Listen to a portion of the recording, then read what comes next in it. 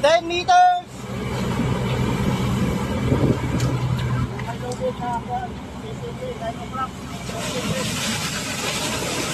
Dihit! Dihit! Panibagong insidente ng pang-water cannon ng China Coast Guard sa barko ng Pilipinas malapit sa Baho de Masinloc sa West Philippine Sea. Mula sa ere, kitang-kita kung gaano kalaki ang China Coast Guard 3302 kumpara sa winang water cannon na BRP Dato Pagbuaya ng Bureau of Fisheries and Aquatic Resources. Kasama ito sa Maritime Patrol para suportahan ang mga mangingisdang Pinoy sa lugar.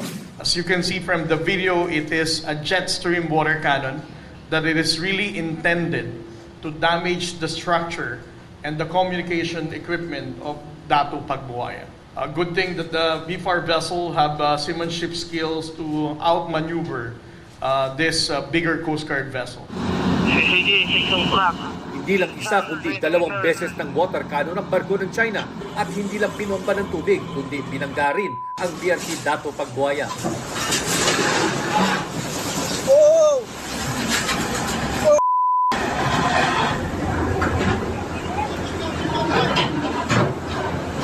Ah! Dihit! Dihit! Dihit! Dihit! Ang pag-uumpugan ng dalawang barko, mala David and Gulayat. Ayon pa sa Philippine Coast Guard, dalawang barko ng China ang nangharang ng buntot at nagsagawa ng dangerous maneuvers sa kanilang mga barko.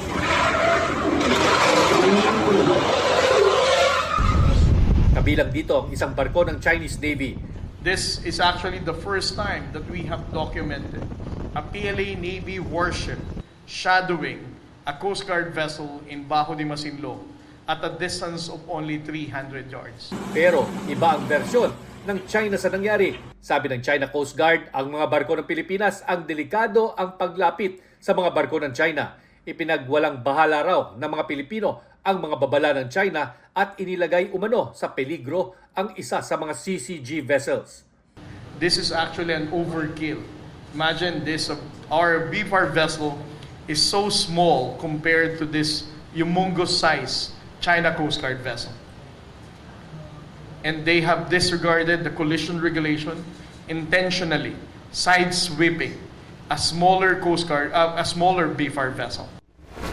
Pero halos kasabay ng nangyari sa Baho de Masinloc, nakaranas din ng pangaharas ang mga barko ng Pilipinas malapit sa Escoda Shoal.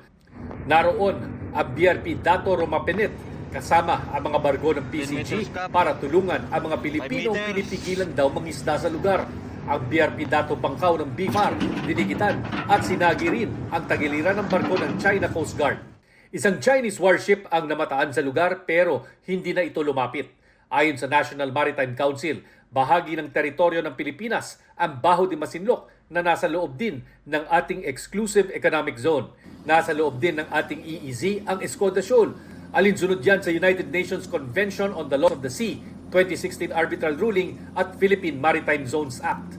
Ang bagong pasang batas, inalmahan na noon ng China dahil isinama sa West Philippine Sea ang Baho de Masinloc at Kalayaan Group of Islands kung saan meron silang inaangkin na mga teritoryo. We deem it as it's illegal.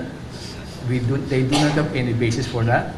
And if ever they do they did submit it to the UN, hindi naman automatic yan eh.